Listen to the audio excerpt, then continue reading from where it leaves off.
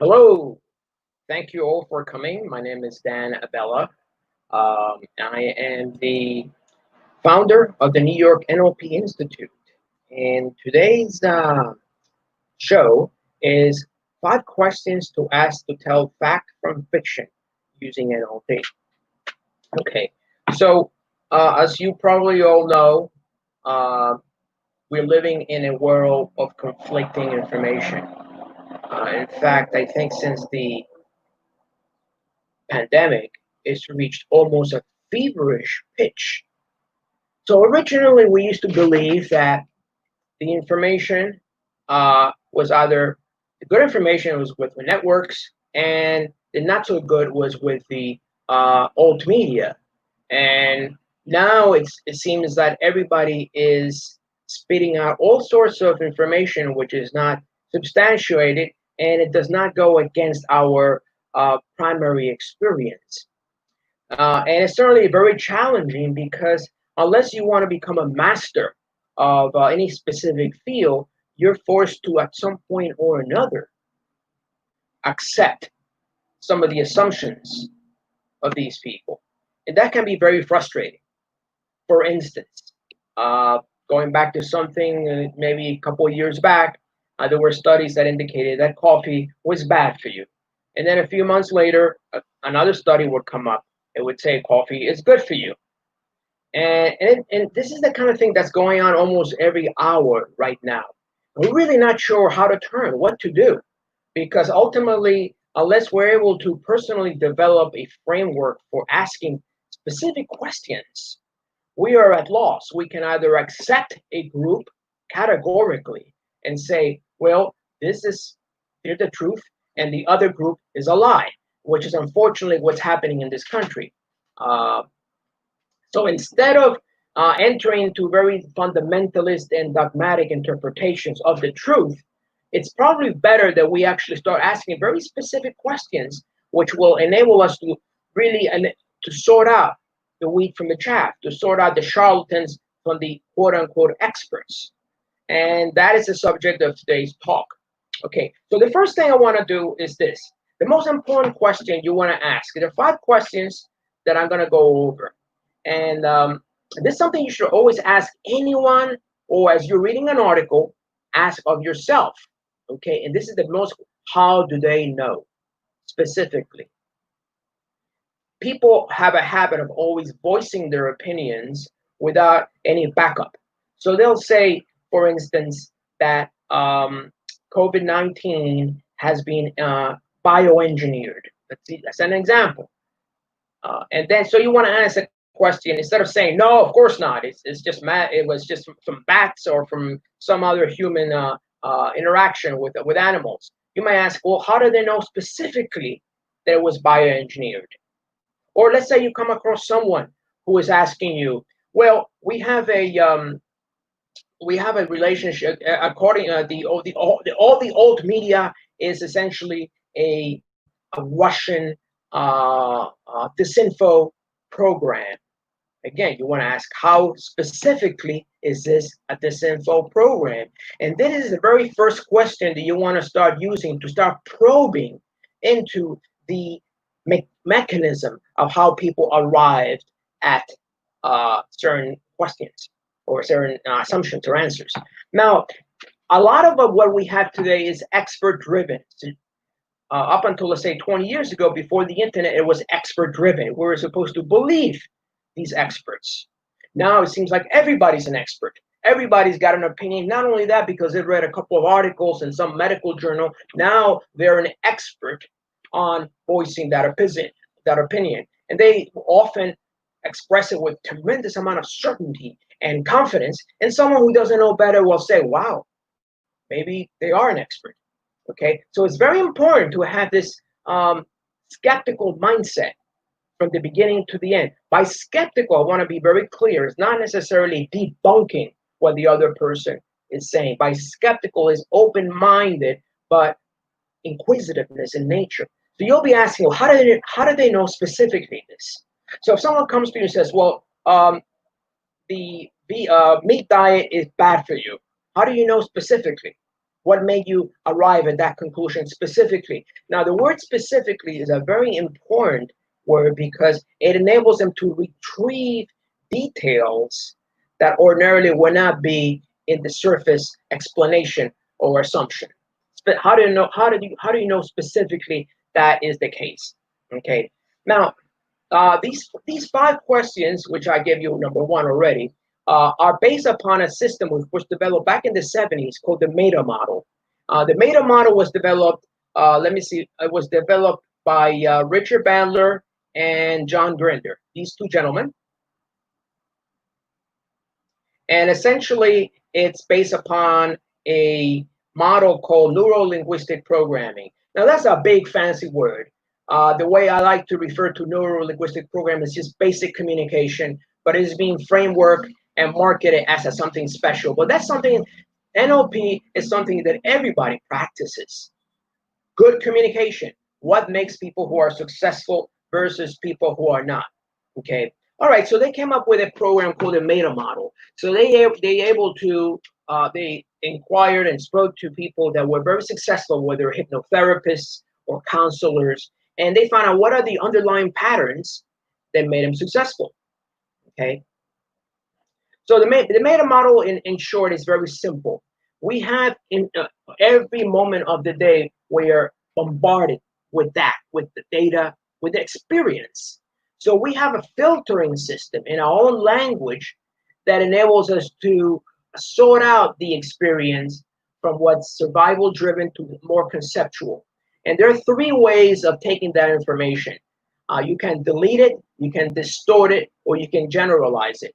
Now, this is not the program for me to go into the very specifics of the Meta model, but I just want to be able to give you an overall framework as to how this came about, how these questions came about. So let's look a little bit at the Meta model. Okay, there essentially are 5 types of questions that you want to ask. The first one is, how do you know specifically? Okay. The second question is, how is X cause Y, is cause and effect? So when someone says, well, coffee causes cancer, or experts believe that coffee causes cancer, you want to ask, how specifically does coffee cause cancer? You want to get into the details. Now, at that point, the person will reveal themselves, will reveal their specific ideology, their specific base of assumptions they have, or not. They'll just say because it is, in which case you've gone nowhere. So you want to be very specific as to how cause and effect is related in an interpretation. So that's question number 2. How does how does X cause Y? Very important. The third question is this. Experts believe that coffee causes cancer. Then the third question is, who specifically believes that coffee causes cancer? Because often in the media, they will just say experts or scientists or politicians or so and so. So you want to be able to know who's specifically making that claim, because it might be 2 people versus that are saying that coffee causes cancer, and 98 are saying that it's actually good for you. So you want to be able to sort out in your mind specifically who is doing this. So this is the third question. Who specifically is causing this? The fourth question, which is not really within the Meta model, is who benefits? Who benefits from this? At the end of the day, we all taking positions for our own benefit or for the benefit of an organization. And as we all know, everybody has a specific agenda. So who benefits from making this statement right now? You want to start asking these questions on a regular basis so you're able to understand where the threat. So the threat might not necessarily go to quote unquote Russian mole was somewhere, or a particular candidate or a position. It might be something more endemic within the corporation. Keep in mind, corporations today, even though they're crying and making us feel how they're with us regarding COVID and so on, they love it. It's an opportunity for them to get the word out. It's sell more papers, get more online subscription.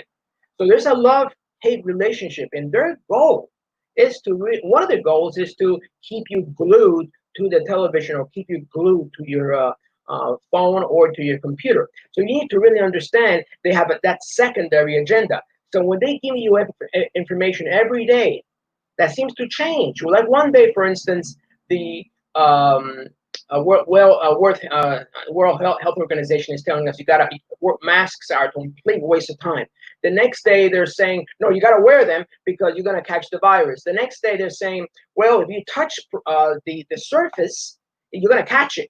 Now a week later they're saying, well, perhaps it's no good. I mean, you can the transmission between surface doesn't really impact you. So yes, well, what's going on? Are they changing? How is it they're changing their mind constantly? Who benefits from that? Or perhaps they really don't know. They're just throwing things at us to see what impacts us. Or perhaps it may be a social engineering purpose. For instance, a lot of people have been saying that, oh, this is part of the whole COVID lockdown is part of a larger psyops and agenda. But it may not have to be that level of conspiracy. It may just be basic social engineering that's going on all the time, that our culture and society is telling us how to think and how to behave. And certainly it might be a test, and certainly be able to get information from us, but it doesn't have to be. You see, my point is you don't have to assume there are these power players pulling the strings, leading us to believe. It might just be constructed by the various groups that are involved. And what are their agenda? And that's what you want to ask. Who benefits from that? Who benefits from this agenda? So that's question number 4. Now the 5th question has to do with where specifically is this coming from. So that's related to the location and the type of the source that is being quoted, because some sources might or might not have might just be put up. Maybe they were just put up last night by some website or by some designer, and they don't have necessarily the kind of credibility. So the tracking and credibility is very important. And today we really are able to do this. Today we're able to actually start tracking down the sources. So it's very important because my concern, especially during COVID, is that it seems like instead of uniting us, like this is happening to us, we really need to work together and make us all feel better. There are various forces that are interacting, kind of moving us in different directions. And it's natural for a lot of people to be questioning the narrative. Are lockdowns good? Are lockdowns bad? For instance, this is a typical response. Well, lockdowns are very bad, are good for you because this way you stop people from dying, which is true.